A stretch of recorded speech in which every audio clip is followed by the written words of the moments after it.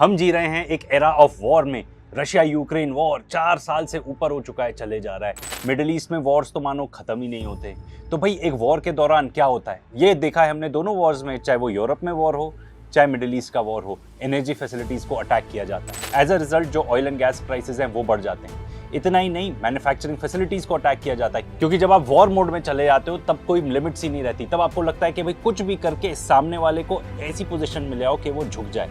अब चाहे उसके लिए उसकी एनर्जी फैसिलिटीज बॉम्बार्ड करनी पड़े, या फिर in this case aluminium plants को अटैक किया गया बहरीन के अंदर, यूएई के अंदर। इसके वजह से इंडिया के अंदर जो एल्यूमिनियम प्राइसेस हैं वो रिकॉर्ड हाई हो चुके हैं। देखो स्ट्रेट ऑफ हॉर्मूज बंद है, इसकी वजह से खाद भी नहीं मिल रही, उसके दाम भी बहुत बढ़ गए हैं। मतलब जहां पर 2 बोरी लगती थी अब 1 ही मिल रही है, जिसके वजह से जो आपकी यील्ड है वो भी 20 to 30% डिक्रीज हो जाएगी। एंड देखो ऑर्गेनिक फार्मिंग वगैरह तो श्रीलंका ट्राई कर चुका है, उन्होंने तो फर्टिलाइजर की जो इंपोर्ट है उसी को बंद कर दिया था। एज अ रिजल्ट जो वहां पे यील्ड थी वो 30% गिर गई। तो हम क्या एक्सपेक्ट कर सकते हैं, अपने यहाँ हर चीज के दाम बढ़ेंगे। बिकॉज देखो हर चीज ट्रांसपोर्टेशन से लिंक्ड है, फ्यूल प्राइसेस से लिंक्ड है, तो वो तो बढ़ेंगे ही बढ़ेंगे।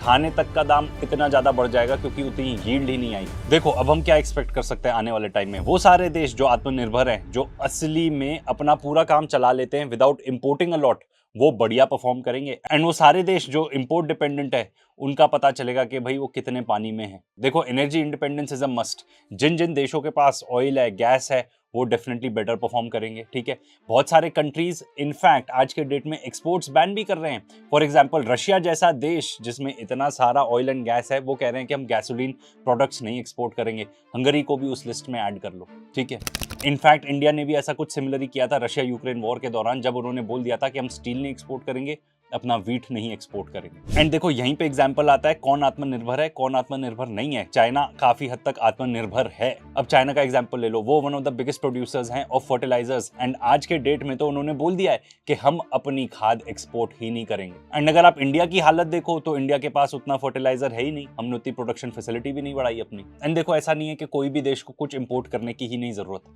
भाई। अगर ऐसा है तो आपके पास एकदम तगड़े एलाइज होने चाहिए, जैसे कि चाइना। अब चाइना के पास ऑयल एंड गैस नहीं है, पर उसके पास पड़ोसी देश उसका रशिया, उसका one of the biggest allies है जो उसको ऑयल एंड गैस प्रोवाइड करता है। अगर इंडिया की बात करें तो हमारे पास यूएई है। अब यूएई से हमने और टाई अप किया है कि भाई हमारा एडिशनल स्ट्रेटेजिक रिजर्व रखा जाएगा यूएई के अंदर। तो सबसे पहले जो हमारा स्ट्रेटेजिक रिजर्व है हमारे देश में नहीं रहेगा। दूसरा ये पॉइंट कि हम एक देश पर इतना ज्यादा रिलाई कर रहे हैं कि वो हमारा स्ट्रेटेजिक रिजर्व का इतना बड़ा प्रपोर्शन रख रहा है, वो भी अपने पास। अब देखो एक और चीज जो इंडिया कर सकता था और पूरी दुनिया काफी हद तक कर रही है, चाइना उसमें सबसे आगे है, वो है रिन्यूएबल्स पर फोकस करना। चाइना ने सबको पिछाड़ दिया है, चाहे वो इलेक्ट्रिक कार की रेस हो, BYD is the biggest company, वो सबसे ज्यादा इलेक्ट्रिक कार सेल करते हैं पूरी दुनिया में। एंड अब तो ये लोग और स्टेप आगे चले गए हैं, अब तो ये जो ट्रक्स हैं उसको भी इलेक्ट्रिक बना रहे हैं। एंड वहीं इंडिया में भी अब पुश आ रहा है कि देखो ईवी यूज करो, पेट्रोल और ये सब कम यूज करो। पर हमारे यहाँ जो सबसे बड़ी कंपनी है ईवी की, महिंद्रा, उसकी बैटरी पता है कहाँ से आती है? BYD की बैटरी होती है उनकी, चाइना से बनकर आती है। आगे वाले टाइम में आप ये भी एक्सपेक्ट करो कि भाई जो एयर ट्रैवल है बहुत ही ज्यादा लग्जोरियस हो जाएगा, बहुत ज्यादा महंगा हो जाएगा। देखो रिसेशन तो तय आना, हो सकता है हम ऑलरेडी रिसेशन में जी भी रहे हो। डिप्रेशन आएगा कि नहीं ये डिपेंड करेगा कि कितने जल्दी ये क्राइसिस रिजॉल्व हो जाता है। देखो इन्फ्लेशन इतनी ज्यादा है, खर्चे इतने ज्यादा बढ़ जाएंगे तो कंपनीज बहुत सारे लोगों को निकाल देगी कि भाई उतना काम ही नहीं हो पा रहा। ठीक है, डिमांड भी कम होगी क्योंकि सब चीजें इतनी ज्यादा महंगी हो जाएंगी, जॉब लॉसेज होंगे, कंपनीज भी कट करेंगी अपना कॉस्ट। हाई प्राइसेस का मतलब लेस कंजम्पशन। एंड अब आप देखो हमारे शहरों में क्या हाल हो रहा है, गैस प्राइसेस इतने ज्यादा हो गई हैं, इनफैक्ट कई जगह तो गैस मिल ही नहीं रही कि बहुत सारे लोगों ने शहर ही छोड़ दिए हैं, गांव जा रहे हैं। एज अ रिजल्ट कितनी ज्यादा इंडस्ट्रीज इंपैक्ट हो गई है। अब इसके ऊपर AI और जोड़ लो, वैसे तो वो एक सेपरेट टॉपिक हो जाएगा अपने आप में, बट खास तौर पे हमारी जो IT इंडस्ट्री है, अब इस टाइप की भी न्यूज आ रही है कि कैसे कैसे 80 लाख के पैकेज वाले लोगों को निकाला जा रहा है एंड वो सुसाइड भी कर रहे हैं। यूथ अनएम्प्लॉयमेंट रेट हमारे यहाँ PLFS का ही डेटा है 15% पहुंच चुका है। देखो ये तो बात हुई इकोनॉमी की। खाने की शॉर्टेज इतनी ज्यादा हो जाएगी कि अब तो प्रिडिक्शन आई गई है कि भाई इंडिया में तो फूड क्राइसिस होने ही वाला है। जो यूनाइटेड नेशंस का वर्ल्ड फूड प्रोग्राम है वो बता रहा है कि 45 मिलियन लोग जो हैं, मतलब कि 4.5 करोड़ लोग, उनको एक्यूट फूड इनसिक्योरिटी का सामना करना पड़ेगा अगर ये कॉन्फ्लिक्ट कब तक नहीं रिजॉल्व होता, by the end of June.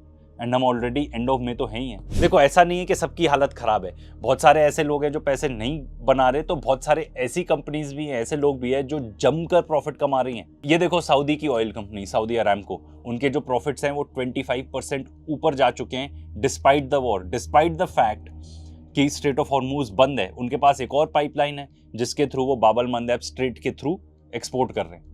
And सबसे ज्यादा पैसे कौन कमा रही हैं? जो भी वेस्टर्न ऑयल कंपनीज हैं। बीपी जो है सेम टाइम पीरियड में, जब पिछले साल इन्होंने 1.38 बिलियन का प्रॉफिट कमाया था, आज के डेट में 3.2 बिलियन का प्रॉफिट कमा चुकी हैं। एंड ये सारी जितनी भी ऑयल कंपनीज हैं बड़ी बड़ी, अगर आप उनकी अर्निंग्स कंबाइन कर लोगे ना, तो वो पहले नॉर्मल सर्कमस्टांसेस से कंपैरिजन आज के डेट में $37 मिलियन रोज कमा रही हैं एक्स्ट्रा। एंड जो दुनिया की सबसे बड़ी ऑयल कंपनीज है उनकी अगर आप मार्केट कैप देखोगे ना, तो उनकी कंबाइन करके जो एक्स्ट्रा हो गई है market cap because of this crisis, वो एक्स्ट्रा अमाउंट है $130 billion. Unfortunately Indian oil companies के साथ ऐसा नहीं हुआ।